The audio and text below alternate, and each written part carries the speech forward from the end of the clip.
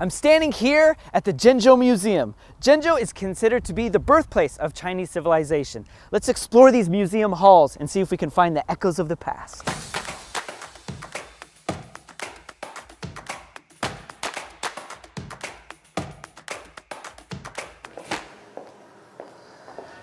The earliest capital. So Zhengzhou was the ancient capital of China even before Beijing, Luoyang, Xi'an? Absolutely. In the hierarchy of China's histories, Beijing will be considered as the newcomers, while Luoyang and Xi'an boasted their histories as capitals of numerous dynasties. So Zhengzhou was hosting royals before they are. Oh, so Zhengzhou was like this older brother. Bingo! Here we can see the Yugong map of the 9 ancient prefectures, showing the territory of the Xia dynasty. You know, Xia dynasty is the first dynasty in Chinese history. Legend says that Yu, the first empire of the Xia dynasty, cast the Nandi while tripled cauldrons to represent the 9 prefectures. According to research document, both Yu and Qi established their capitals within what is now present-day Zhengzhou. This is some lovely pottery you guys have here. What do these designs represent? This is the painted potteries with white coating, which is very representative of the Yangshao period. You can see different patterns, like geometric patterns and leaf patterns on it. And here are some patterns on the fragments. They are very meaningful. What do they look like to you? Well, that one looks like an eyeball with some really long eyelashes. You have a great imagination, but unfortunately you are wrong. Oh. This one on the right corner, it shows a corona. Okay. And this one on the bottom shows a comet.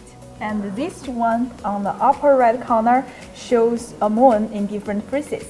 Oh, so the Chinese were studying astronomy 5,000 years ago? Yeah. Woo! Now what's this right here? It kind of looks like a phone case, like there's some holes for cameras. You know, at that time, Zhengzhou was already home to the largest iPhone factory. Really? Of course not. It's an axe. It's a stone axe. Oh, it doesn't really look like an axe I've seen before though. Yeah, you know, with the 2 holes, the hand can be held in place, but the wooden head cannot be preserved. The ancient stoneware and pottery in the museum were truly eye-opening. I never realized that the ancient Chinese possessed such ingenuity and a sense of romance.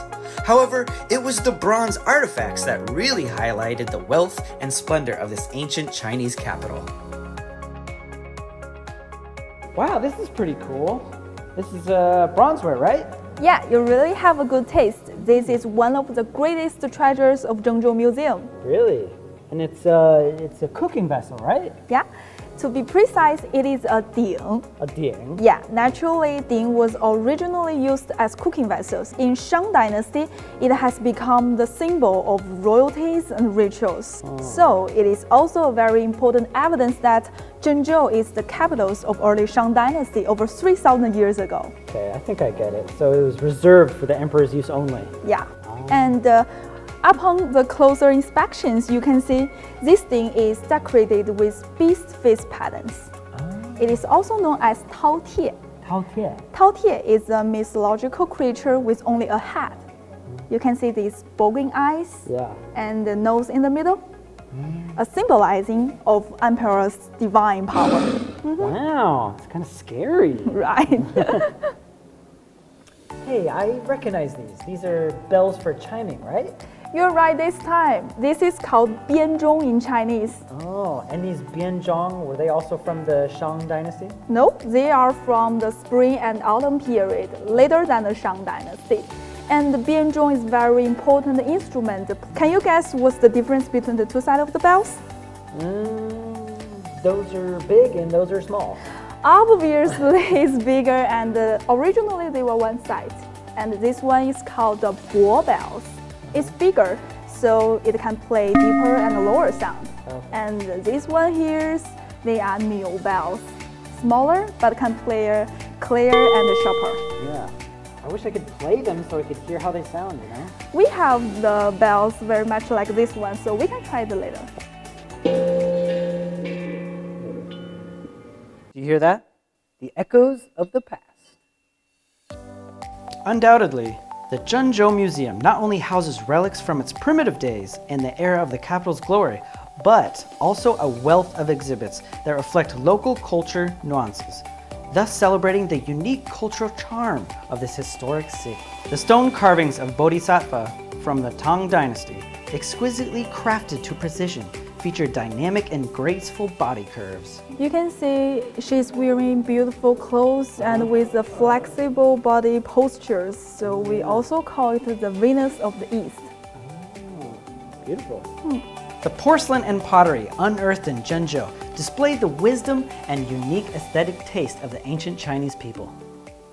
There is an old saying about these famous drink hills that goes single-colored porcelain wears in and multicolored porcelain wears out.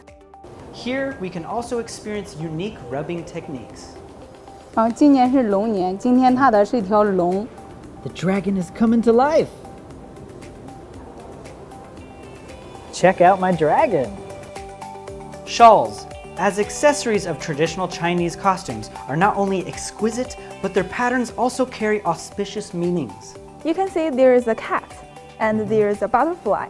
You put them together, we'll get a pronunciation similar to 帽碟 in Chinese, which refers to the elderly people and symbolizing the longevity.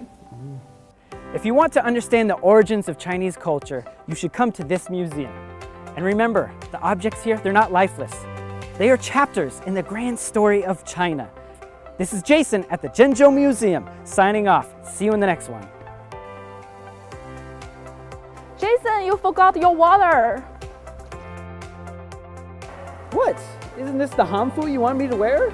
This is female's dress. What? No, that's what was in the dressing room.